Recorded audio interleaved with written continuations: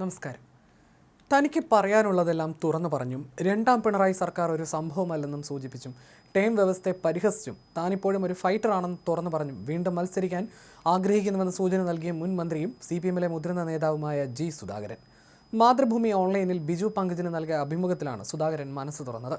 പിണറായിക്ക് തന്നോട് ഇപ്പോഴും സ്നേഹമുണ്ടെന്ന് പറയുന്ന സുധാകരൻ സ്വർണ്ണക്കൊള്ളയടക്കമുള്ള പ്രതിസന്ധി ഘട്ടങ്ങളിൽ താൻ അദ്ദേഹത്തിന് തുണയായെന്നും പറയുന്നു. കഴിഞ്ഞ 5 വർഷം താൻ നേരിട്ട അപമാനത്തിന് കൈയും കണക്കുമില്ല. പാർട്ടിയിൽ അത്യാഗ്രഹികളുടെ എണ്ണം കൂടി. ഒന്നാം പിണറായി സർക്കാരിൻ്റെ പ്രവർത്തന മികവാണ് രണ്ടാം പിണറായി സർക്കാരിന് കാരണം. ശബരിമല സ്വർണ്ണക്കൊള്ള കേസിൽ തന്ത്രി കോടതിയിൽ പോയാൽ സർക്കാർ നഷ്ടപരിഹാരം നൽകേണ്ടി വരുമെന്ന് പറഞ്ഞ അദ്ദേഹം ഉമ്മൻചാണ്ടിയുടെ ഓഫീസിലുണ്ടായിരുന്ന P. പ്രശാന്തിനെ കോൺഗ്രസിലേക്ക് കൊണ്ടുവന്ന് ദേവസ്വം ബോർഡ് പ്രസിഡന്റ് സ്ഥാനം നൽകിയതിനെ നിശിതമായി വിമർശിക്കുന്നുണ്ട്. മുഹമ്മദ് റിയാസ് MLA ആയതിന് പിന്നാലെ മന്ത്രിയായി. അതൊരു ഭാഗ്യമാണ്. താൻ MLA ആകുന്നത് 50-ാം വയസ്സായപ്പോഴാണ്. 1964-ൽ പാർട്ടി അംഗമായ തനിക്ക് 96-ലാണ് MLA ആകാൻ സാധിച്ചത്. 2006-ലാണ് ആദ്യമായി മന്ത്രിയാകുന്നത്. പിണറായി പറയുന്നത് തൻ്റെ 10 വർഷത്തെ നേട്ടത്തെക്കുറിച്ചാണ്. അതിൽ ആദ്യത്തെ 5 വർഷം അദ്ദേഹം പറയുന്നില്ല. രണ്ടാം പിണറായി സർക്കാർ ഉണ്ടായത് ഒന്നാം പിണറായി സർക്കാർ കാരണമാണ്. വിദ്യാഭ്യാസം, പൊതുമരാമത്ത്, സിവിൽ സപ്ലൈസ് വകുപ്പുകളുടെ പ്രവർത്തനമാണ് ഭരണ തുടർച്ചയിലേക്ക് നയിച്ചത്. റോഡും പാലവും പണിയുന്നത് കിഫ്ബി അല്ല, അത് വിദേശ രാജ്യങ്ങളിൽ നിന്ന് ലോൺ കിട്ടാൻ വേണ്ടി രൂപീകരിച്ച സംവിധാനമാണ്. മുഖ്യമന്ത്രിയാണ് അധ്യക്ഷൻ. റോഡുകളും പാലവും പണിഞ്ഞത് റോഡ് ഫണ്ട് ബോർഡാണ്. കേരളത്തിൻ്റെ അടിസ്ഥാന വികസന നേട്ടത്തിൽ ചരിത്രം കുറിച്ചത് ഒന്നാം പിണറായി സർക്കാരാണ്. സ്വർണ്ണക്കൊള്ള കേസിൽ താൻ അനുഭവിച്ച പീഡനങ്ങൾക്ക് തന്ത്രി നഷ്ടപരിഹാരം ചോദിച്ചാൽ കൊടുക്കേണ്ടി വരും. കോടതികൾക്കും തെറ്റുപറ്റാം. SIT അന്വേഷണം മികച്ച രീതിയിൽ മുന്നോട്ട് പോകുന്നതെന്ന് പറയുമ്പോൾ തന്നെയാണ് തന്ത്രിക്കെതിരെ തെളിവില്ലെന്ന കാര്യവും പുറത്തു വന്നിരിക്കുന്നത്. മുൻപ് താൻ തന്ത്രിമാരെ അധിക്ഷേപിച്ച് സംസാരിച്ചിട്ടുണ്ട്. തന്ത്രി സമാജം അതിനെതിരെ രംഗത്ത് വന്നു. ദേവസ്വം ബോർഡിൽ നടപ്പാക്കിയ പരിഷ്കാരങ്ങളെ എതിർത്തപ്പോഴാണ് തന്ത്രിമാരുടെ ആസനത്തിൽ കുന്തം കുത്തണമെന്ന് പറഞ്ഞത്. പിണറായി വിളിച്ച് തിരുത്താൻ ആവശ്യപ്പെട്ടു. ഗുരുവായൂരിൽ വെച്ച് താൻ അതിൽ ഖേദം പ്രകടിപ്പിക്കുകയും ചെയ്തുവെന്നും അദ്ദേഹം പറഞ്ഞു. ദേവസ്വം മന്ത്രിയായിരുന്നപ്പോൾ തനിക്കെതിരെ ഉയർന്ന ഏറ്റവും വലിയ ആക്ഷേപം ശബരിമലയിൽ തൊഴുതില്ല എന്നതായിരുന്നു. KC ജോസഫ് നിയമസഭയിൽ ഉപക്ഷേപം വരെ അവതരിപ്പിച്ചു. ഞാൻ രാജിവെക്കണമെന്നായിരുന്നു ആവശ്യം. ഞാൻ ക്രിസ്ത്യൻ പള്ളിയിൽ വണങ്ങാറില്ല, മോസ്കിൽ നിസ്കരിക്കാറില്ല, പിന്നെ ഞാൻ എന്തിന് അമ്പലത്തിൽ മാത്രം തൊഴണമെന്നായിരുന്നു എൻ്റെ നിലപാട്.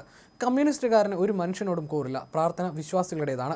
എനിക്ക് വിശ്വാസികളുടെ ആദരവുണ്ട്. അതാണ് സ്റ്റേറ്റ്മെൻറ്റ്ഷിപ്പ്. അതല്ലാതെ ചെന്ന് കൈകൂപ്പിയാൽ കള്ളനാണെന്ന് നാട്ടുകാർ പറയും. ഇപ്പോഴത്തെ മന്ത്രി വാസവൻ തൊഴുന്നുണ്ടോ എന്ന് എനിക്കറിയില്ല. നിങ്ങൾ പറയുന്നത് വിശ്വസിക്കുന്നു. ഞാൻ വിനീതനായി നിൽക്കും. ആഗോള അയ്യപ്പ സംഗമം വിവാദമായതിൻ്റെ ഉത്തരവാദികൾ ബോർഡ് തന്നെയാണ്. 5 വർഷമായി പാർട്ടിക്കുള്ളിൽ നിന്ന് എനിക്കെതിരെ സൈബർ ആക്രമണം നടക്കുകയാണ്. ലോക്കൽ കമ്മിറ്റി അംഗം മിഥുൻ എൻ്റെ അച്ഛനെ വിളിച്ചു. സുധാകരൻ എന്നാണ് അയാൾ എന്നെക്കുറിച്ച് എഴുതിയത്. ഇത് അമ്പലപ്പുഴ അല്ലാതെ എങ്ങും നടക്കുന്നില്ല. MLA ആകാൻ വേണ്ടി പാർട്ടിയിൽ ചേർന്നയാളല്ല ഞാനൊരു ഫൈറ്ററാണെന്നാണ് VS വിശേഷിപ്പിച്ചത്. കമ്മ്യൂണിസ്റ്റുകാരന് പ്രായം ഒരു പ്രശ്നമല്ല. ഇത്ര വയസ്സ് കഴിയുമ്പോൾ കമ്മ്യൂണിസ്റ്റുകാരൻ വീട്ടിൽ പോയി കിടന്ന് മാനസിക രോഗം ബാധിച്ച് ചത്തോളണമെന്നാണോ? 70 കഴിഞ്ഞാൽ കഴുത്തറുത്ത് ഇറച്ചക്കടയിൽ വിൽക്കണോ? രാഷ്ട്രീയം സിരകളിലൂടെ ഓടുകയാണ്. ഇപ്പോഴും ഫൈറ്റ് ചെയ്യാനുള്ള കഴിവുണ്ട്. എന്നോട് അന്യായം കാണിച്ചുവെന്ന് തോന്നൽ കേരളം മുഴുവനുണ്ട്. ഇപ്പോഴും കാണിച്ചുകൊണ്ടിരിക്കുന്നു. എന്നോട് ഏറ്റവും സ്നേഹത്തോടെ പെരുമാറിയത് VS-ഉം പിണറായിയുമാണ്. പിണറായിയുടെ പ്രതിസന്ധി ഘട്ടങ്ങളിൽ ഞാൻ സഹായത്തിനെത്തി. സ്വർണ്ണക്കടത്ത് വിഷയം വന്നപ്പോൾ സ്വപ്നയുടെ ആരോപണങ്ങൾക്ക് പത്രസമ്മേളനം വിളിച്ച് 1.5 മണിക്കൂർ മറുപടി പറഞ്ഞത് ഞാനാണ്. ശിവശങ്കരനെ വഞ്ചകനെന്ന് ആ പത്രസമ്മേളനത്തിൽ ഞാൻ വിളിച്ചിട്ടുണ്ട്. CPM ജനറൽ സെക്രട്ടറി MA ബേബിയോട് പാർട്ടി പറഞ്ഞാൽ ഞാൻ മത്സരത്തിന് തയ്യാറാണെന്ന് പറഞ്ഞിട്ടുണ്ട്. പ്രസ്ഥാനത്തോട് ആലോചിക്കട്ടെ എന്നാണ് അദ്ദേഹം പറഞ്ഞത്. ആലപ്പുഴ ജില്ലയിലെ ഏത് മണ്ഡലത്തിൽ നിന്നാലും ഞാൻ വൻ ഭൂരിപക്ഷത്തിൽ ജയിക്കും. അമ്പലപ്പുഴയിൽ ഞാനാണ് നിന്നിരുന്നതെങ്കിൽ 1,00,000 വോട്ടിന് ജയിക്കുമായിരുന്നു. നിലവിലെ MLA അദ്ദേഹത്തിന് ലഭിക്കാവുന്ന ഏറ്റവും വലിയ ഭൂരിപക്ഷമായ 11,000 വോട്ടിനാണ് ജയിച്ചത്. ടേം വ്യവസ്ഥ ജനങ്ങളും മാധ്യമങ്ങളുമാണ് വിലയിരുത്തേണ്ടത്. എനിക്ക് PR വർക്കില്ല, അതിൻ്റെ പ്രശ്നമാണ്. എനിക്കതിൻ്റെ ആവശ്യമില്ല. ഞാൻ അംഗീകാരം പിടിച്ചു വാങ്ങിയതാണ്, അപേക്ഷിച്ച് നേടിയതല്ല. ഒരുവിധക്കാർക്കെല്ലാം PR വർക്കുണ്ട്. വീട്ടിലൊരു കമ്പ്യൂട്ടർ പോലുമില്ല. എൻ്റെ കൈകൊണ്ട് എഴുതിയാൽ എനിക്ക് പോലും വായിക്കാൻ പറ്റില്ല. ഭാര്യ കൊണ്ടാണ് വായിപ്പിക്കുന്നത്. രാഷ്ട്രീയമായി ജീവിക്കുന്ന എനിക്ക് രാഷ്ട്രീയമായി പ്രവർത്തിക്കാൻ കഴിയും. നമ്മുടെ സേവനം വേണ്ടവർ വാങ്ങിക്കട്ടെ. വേറൊന്നും ഞാൻ ആലോചിച്ചിട്ടില്ല. നിങ്ങൾ എന്തുകൊണ്ടാണ് BJP-യിലും കോൺഗ്രസിലും പോകാത്തതെന്ന് പാർട്ടിയിലുള്ള ആളുകൾ തന്നെ Facebook വഴി ചോദിക്കുന്നു. കുറേ പേർ കൂടി പാർട്ടിയിൽ നിന്ന് വിട്ടുപോകട്ടെ, ഞങ്ങൾക്ക് മാത്രം മതി എന്ന മനോഭാവം. ഈ പ്രസ്ഥാനത്തെക്കുറിച്ച് യാതൊന്നും അറിയാത്തവർ 5 വർഷമായി അപമാനിക്കുകയാണ്. ഈ ജില്ലയിൽ ഏത് സീറ്റിൽ നിന്നാലും ഞാൻ ജയിക്കും. ഏത് കൊച്ചുകുഞ്ഞിനും എന്നെ അറിയാം. ടേം വ്യവസ്ഥയിലുള്ള ഐസക് എങ്ങനെയാണ് പത്തനംതിട്ടയിൽ നിന്ന് പാർലമെന്റിലേക്ക് മത്സരിച്ചത്? ആരിഫ് എത്രാമത്തെ തവണയാണ് സ്ഥാനാർത്ഥിയാകുന്നത്? ഇവർക്കൊന്നും ടേം വേണ്ടേ? ജയിക്കുന്നവർ മത്സരിക്കണം. പരിചയസമ്പത്തും വേണം.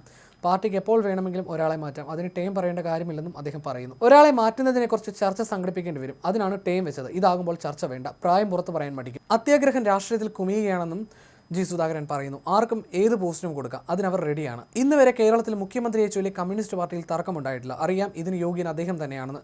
EMS, നായനാർ, VS, പിണറായി 4 പേരിലേ ആയുള്ളൂ. ആർക്കും തർക്കമില്ല. അതാണ് നേതൃത്വത്തിൻ്റെ യോഗ്യതയെന്നും അദ്ദേഹം പറഞ്ഞു.